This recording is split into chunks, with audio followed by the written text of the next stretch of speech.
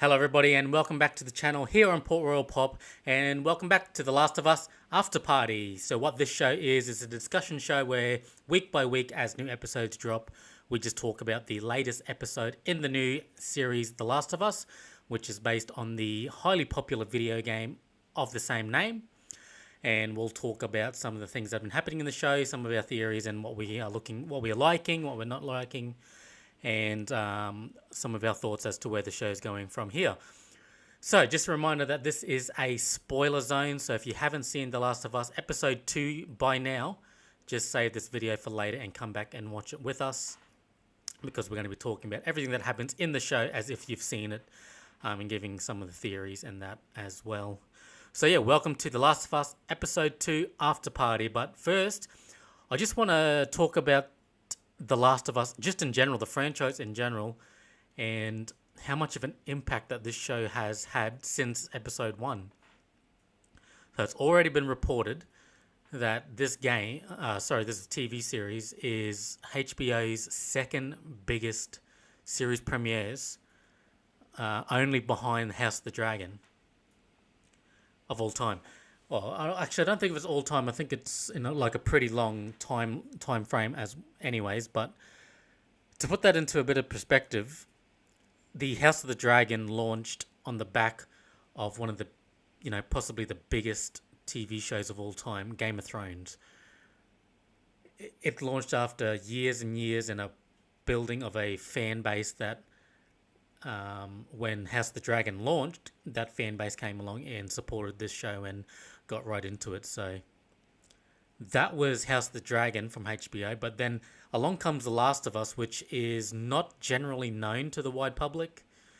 Outside of fans of the video game, the general public would have not heard of anything about The Last of Us. So to debut at number 2 of all of the biggest series launches for HBO in recent memory, to me that says that not only are fans of the video game embracing this and are enjoying this, it also suggests that the general HBO audience as well have taken on this new show on board, and it's being enjoyed by all fans, whether they've played the video game or whether they're new to the franchise in general. So, and talk about some of the other effects that this show has had. Just seeing, there's another report to say that The Last of Us sales, so the video game sales, has risen as much as 322% after the HBO series premieres. 322% sales rise for The Last of Us Part 1. That's The Last of Us Remastered. For The Last of Us Part 1, so if you know the video game, The Last of Us video games, you'll know that the original came out on PlayStation 3. The remastered edition was released on the PlayStation 4, which featured updated graphics and just minor tweaks here and there. But then what they went and did is, following the release of Last of Us Part 2, they went back and re-released The Last of Us, this time calling it The Last of Us Part 1, rebuilt from the ground up for the PlayStation 5, and it launched on the PS5, and that is what they're saying that. So game sales from The Last of Us Part 1 has risen 238%, but game sales for The Last of Us Remastered, which is like only $20 at the moment, spiked 322%. So to me, that suggests that, one, the TV series being the second biggest launching in recent memory suggests that fans are have absolutely loved the debut and loved the first episode. And two, people are wanting more about this world, that people are wanting more about the franchise, and they're revisiting the video game just so they can get their Last of Us fix. So that's what it says to me, and I'm loving it. So getting into the episode itself, I think what they did at the very start of the episode was absolutely brilliant. They had this little scene which is original to the series. It wasn't in the video game, where they explored the world. It started off in 2003 in Indonesia, and all they did there was just expand the world of The Last of Us and gave us glimpses as to, there's more happening in the world outside of the Ellie and Joel story and Tess story at the moment. And it's just building the world that it's, this is a global threat that's happened. This is a global sort of pandemic, and having that little scene set in Indonesia, that nice little opening, really set the tone as to the weight and the gravity that the events that unfolded in The Last of Us. So then it jumps forward to we'll call it the present day.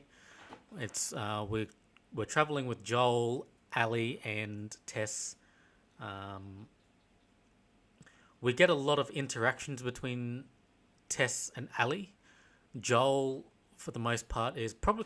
I would describe Joel as acting as how we play Joel in the video game, is that we are observing things play out, and Tess and Ellie's interactions are absolutely brilliantly done. They're so fluid, they're so believable when they interact with each other on the screen that it just keeps you wanting more. And right off the very bat, you've got to give praise to the set design of this TV series. It's the sets, the effects, the backgrounds, everything that they've put so much love, they've put so much effort into making this, making the scene feel like this is a real thing that's happening, unfolding rose. So you've got to give a shout out to the visual effects artists, because they've done an amazing job at, visually dressing this show to make you believe that you're in a post-apocalyptic world. So massive props to those guys. So we do travel with Joel and Ellie and Tess in the city in Boston, and like I said, the design of, I thought what they did in I Am Legend with Will Smith, I thought the way that they looked New York, they made New York look was absolutely flawless. And I've got to say that I could probably say the same thing what they've done with the world here in Boston. It absolutely looks incredible. The detail, the amount of detail they've put into it, really makes you, really immerses you into this world. And that's what we get. So there is, that opening the episode after the credits, when we're just walking with the characters through the city, is, lifted straight out of the video game, but it didn't feel like... So that's the thing with video game adaptations, is that a lot of the time video games, for the most part, are made for the gameplay. They're not made for the... well, I won't say they're not made for the story, but 80% of the video game is the gameplay mechanics, and then the story just tops it off. But games like The Last of Us really lends itself to be adapted for the television, and one of the co-creators of The Last of Us, who was also the director of this episode. So he wrote the first episode, and he directed the second episode. The co-creator. Where is it?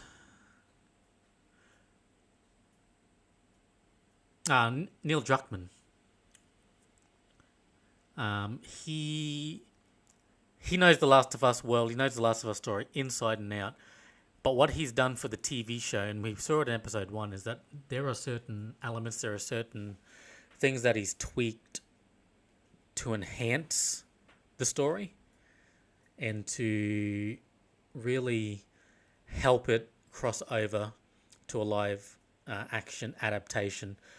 The changes that he's made to the story and the changes that he's made to how the story unfolds absolutely 100% elevates the show and elevates and really helps the show run. So there's, like I said, there's certain things that happen that are different to the game, but the changes and the edits that he's made are for the better. So moving on from that, we see Ellie, we see Joel walking through the city. It's it's like you're watching a cutscene from a video game, so they're just walking through, observing things here and there, getting those little interactions that we got in the video game, and they were able to bring that to the screen and make it play out live action. So beautifully done, so absolutely immaculately done that it's like if episode 1 set the bar of how I said last week, The Last of Us episode 1 is the single best example of a video game adaptation. Without a shadow of a doubt, is the best adaptation of video game property. Episode 1. And I did say last week as well, the bar wasn't really set, but the gap in between is far in between. So if episode 1 set that bar where it is for how video game adaptations should go, then episode 2 absolutely raised the bar. It took the bar and it put it up, a bunch of rungs, because episode 2, the pacing of it, and I'll talk a little bit about also the atmosphere of it is done in such a caring, such a very well put together way that it keeps you immersed. And definitely, if you're not hooked on The Last of Us after watching 2 episodes, then I don't know what's gonna hook you, because it's done it, and you look, second biggest opening for HBO in recent memory, so it's definitely done something there. There is a scene where they go into sort of like a hotel lobby, and there's water on the ground, which covers the floor. And we get that little moment where as Joel convinces Ellie that it's shallow. So we get that moment when they're walking through, and then Ellie sees the counter, and Ellie, being, the young 14-year-old she is, imaginative kid, she goes up to the counter and, plays shopkeeper, pretends to check in, and that little moment there is ripped straight out of the video game. The amount of moments that you have like that in the game with Joel and Ellie, especially when Ellie's just sort of doing her thing, exploring things here and there as you're playing as Joel, walking around. The amount of times that's happened in the video game, but the way that they portrayed it here in the show is just, they swung for the fence, that they've hit it out of the park with it. So that was an absolutely brilliant moment. And of course, that was followed up by a bit of a jump scare when the skeleton comes crawling out, and just to bring everybody back. So sort of, in this time of peril, in this time of fear, you get this nice little moment that, everything around just gets forgotten, and the characters are displaying their human side. They're having this great time. And then all of a sudden something comes out and just, snaps them back. And the way that unfolded in that scene, absolutely remarkable. That there is The Last of Us written all over, and I really hope we see just a bit more of that as well as we move on. Moving forward, the shots. Yeah, talk about more of the shots and the effects and the CGI or whatever it is, the special effects. The side, and I think it may have come before it, but the side of the building and the other building leaning it, which was lifted once again straight out of the video game. I thought that was amazing. The interiors of the buildings when they're exploring it, you can't skip a beat there. You almost want to pause the feed and just have a look and just to see what you can spot, what you can see in the background. So the way that they've done that definitely immerses you in the world. The other discussion point is the interaction between the 3 characters at the moment. So this episode is basically around Joel, Ellie, and Tess, and they're trekking across, trying to get to where they need to be. And it's basically only them in the show, in the episode. We get that opening, but that's flashback sort of stuff. But it really lets the 3 characters and lets the 3 actors really shine in terms of their interactions with each other, and the way that it's more so, and like in the game, it's more so Tess and Ellie sort of finding this bond together. and Joel's sort of the protector sort of character that's leading them through. Obviously, we know that's going to change as we see in the finale of the episode. But I just think that those little moments, these little interactions, are so beautifully done and so on the spot, hammer on the top of the nail.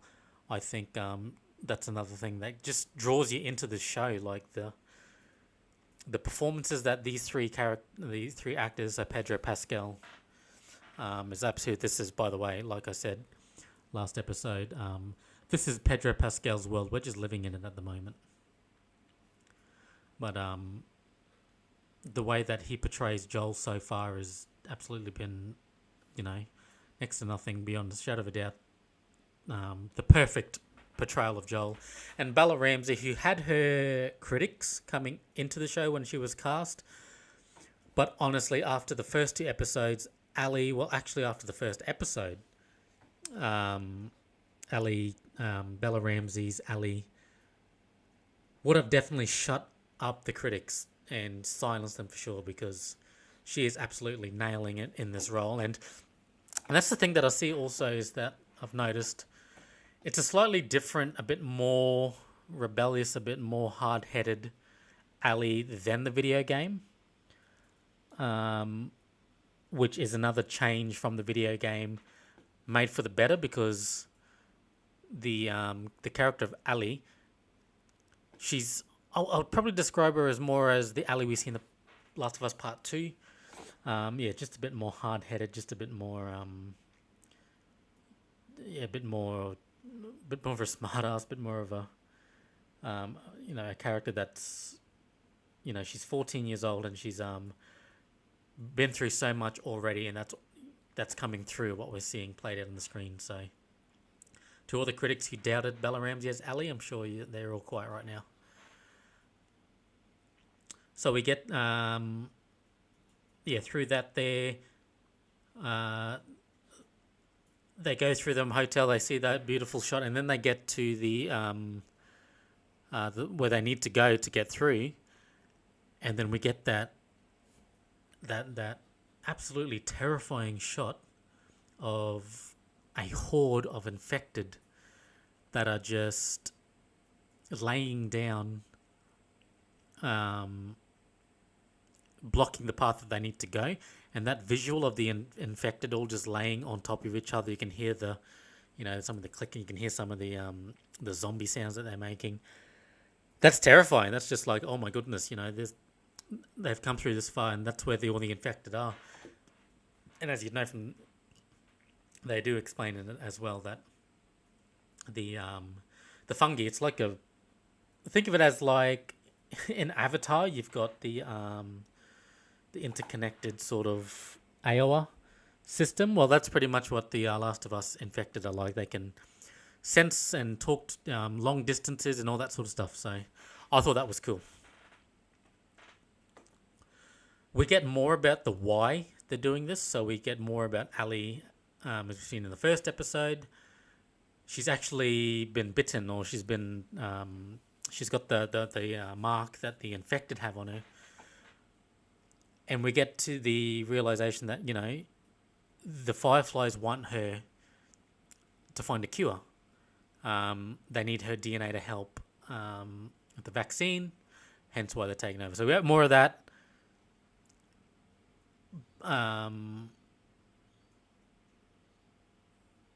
But, we get that interaction between Joel and Tess that, Joel wants to go back to the quarantine zone. Tess, who still doesn't trust her immunity, but wants to follow through with it because of the promise that the Fireflies are going to give them more supplies and all that to help them. So we get all of that. It's all amazing. It's all great. It's very well done. So we get to the museum, which is the route around. So they've got to get through this museum. And that's where we have our first real interaction, or first real exposure to the clickers. And oh my goodness, that whole scene was so intense, that just captured exactly what The Last of Us is about. It's about the unknown, it's about the fear, it's about the suspense. And that scene as they're walking through the museum, and then we hear the clicker, which has the most terrifying sound. And I always think about the when it comes to things like this and thriller stuff like this.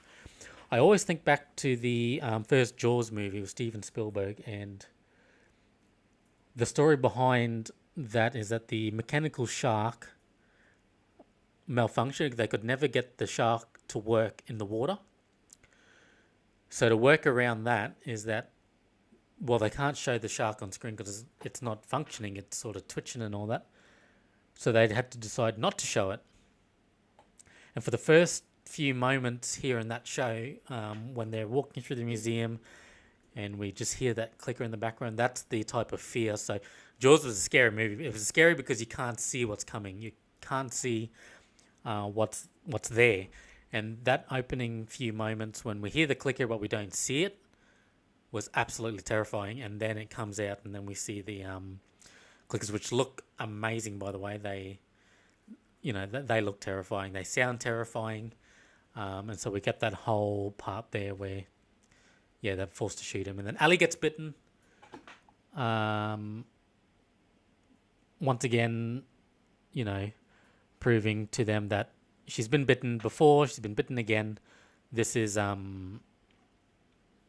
she's immune. She's not going to get turned into a clicker, and hasn't done so yet. So further proves as to her importance in the world and why the Fireflies want her so much. All right, so we move on. So once again, the clickers, they rely on sound. They can't see anything because if you see their face, they're all deformed. So, we get all that. And then they arrive to the State House where they're meant to go meet the Fireflies. When they get inside, they discover that they're all dead. So, upon inspection, it looks like they're killed by somebody, but then they realize that it's actually they've been infected and they all killed each other. Which probably plays into the fact that they killed each other knowing how important it is to stop the spread, because they're not turned yet. They're they're all dead human forms. So that just goes to show and build on that the Fireflies are trying to fix the world, are trying to cure the world, and having that group of Fireflies kill each other adds that level of adds a bit of weight to the Fireflies and their cause in this show and in this world. So we see that, and just like Joel and that mentioned earlier in the episode, the bodies start to lay down, and they the clickers that were blocking the path originally, because they said the sound that can travel miles and miles. So they wake up. They're going to rush the State Hall.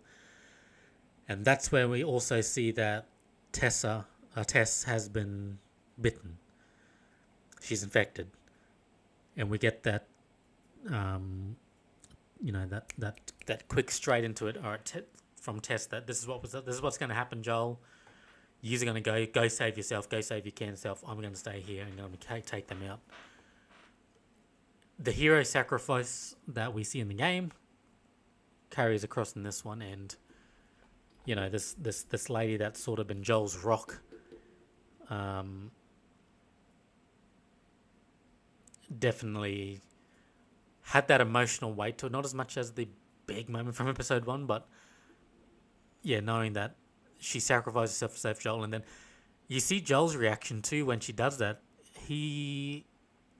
Obviously he's torn. Like, he knows that he can't stay there. He knows he can't save her at this point in time. But the confliction of him, he's looking at her like, he knows what he needs to do. He doesn't want to do it, but he has to do it. Leave her behind, take Ellie, go to the next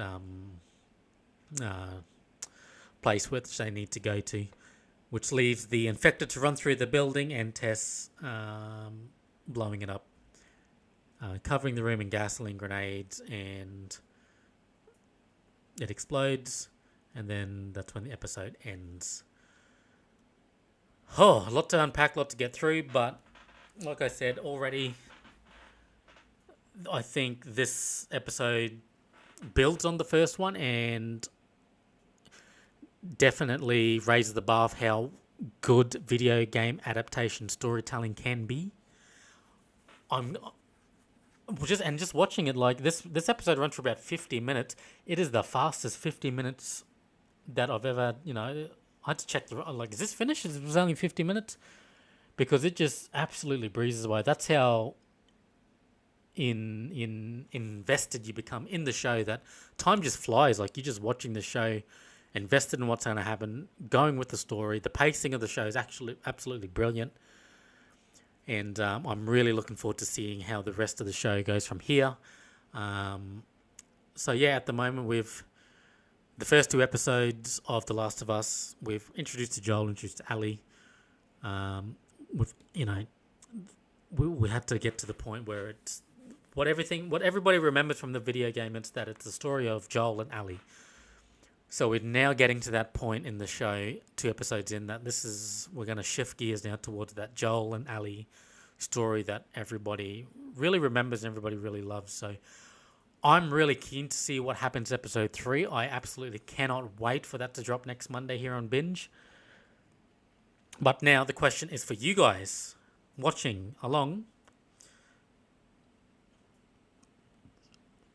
What's your thoughts on The Last of Us Episode 2? Did you like it? What are some of the things that you loved about it? Maybe you didn't like it. Maybe this show's not for you. Also, let us know that. What are you looking forward to in Episode 3? And, we want to know what your thoughts are around this show. Because at the moment, how it stands with me, 2 episodes in, still holding my statement that this is the greatest video game adaptation ever made. No question about it. Look, that'll do it for today's After Party episode. Don't forget, keep the discussions going in the comments below. And we will reconvene here again next Tuesday. So I'm going to give you guys a day to watch the show and then join us on a Tuesday to do this after party. But hey, if you like this video and you want to see more content like this here on Port Royal Pop, I'm going to have to ask you to please like the video, hit that subscribe button, hit that notification bell to stay up to date for when our next upload is. But thanks for watching The Last of Us The Last of Us Episode 2 After Party. Thanks for watching, and I'll see you back here next time on Port Royal Pop.